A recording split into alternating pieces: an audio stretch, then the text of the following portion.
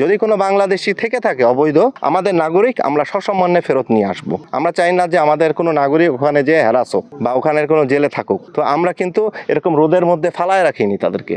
এলাকায় মাইকিং করা হয়েছে, জনপ্রতিনিধি স্থানীয় প্রশাসনের মাধ্যমে আমরা এলাকার জনগণকে সতর্ক করে দিয়েছে যে এলাকায় কোনোভাবেই অপরিচিত লোক এবং কোনোভাবেই যারা পরিচিত নয় দেখা মাত্রই তাদেরকে চ্যালেঞ্জ করা এবং সীমান্তে নজর রাখার সাথে সাথে বিজিবিকে খবর দেওয়া। তো তারই প্রেক্ষিতে আমরা আজকে যখনই খবর পেয়েছি, স্থানীয়ভাবে পেয়েছি, আমাদের কাছে গোয়েন্দা তথ্যও ছিল, আবার স্থানীয় জনগণও আমাদেরকে জানিয়েছে। তো সাথে সাথে দেখেন এরা কিন্তু আস্তে আস্তে চলে আসতেছিল, বাট আমাদের বিজিবির সাথে সাথে তথ্য পাওয়ার সাথে সাথে কঠোর অবস্থানে যাওয়াই আমরা ওখানে থামিয়ে দিতে পেরেছি। শুধু থামিয়ে দেই নেই, ওপাশে বিএসএফ এর যখন তারা জনবল বৃদ্ধি করে প্রেসার দিচ্ছিল, সাথে সাথে আমাদের জনগণ স্বয়স্ফূর্তভাবে এলাকায় চলে আসছে, যেটা তাদের মনে ভীতির সঞ্চয় করেছে। যেটা তারা আমাকে আমাদের যে পতাকা বৈঠক হলো, সেই বৈঠকেও তারা একটু উষ্মা প্রকাশ করেছে যে এত গ্রামবাসী কিভাবে চলে আসলো।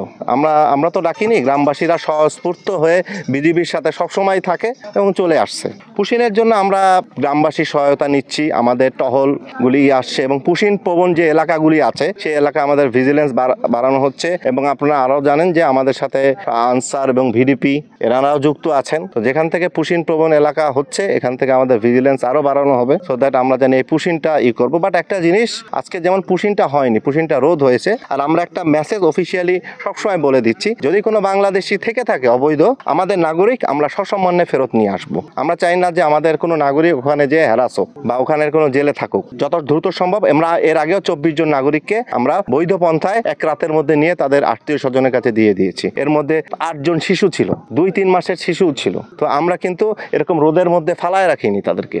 তারা গেটে এসেছে, আমরা পরিচয় নিশ্চিত করেছি। আমরা তো কালক্ষেপণ করতে পারতাম যে আরো পরিচয় নিশ্চিত করে গ্রামে বাড়ি না, আমরা যখন শিওর হলাম যে তারা আমাদেরই, আমরা নিয়ে নিয়েছি। আমরা এরকম রোদের মধ্যে তাদেরকে ফালিয়ে রেখিনি। বাংলাদেশি হলে অবশ্যই আমরা তাদেরকে, আমাদের দেশের নাগরিক, সসম্মানে আমরা তাদেরকে ফেরত নিয়ে নেব।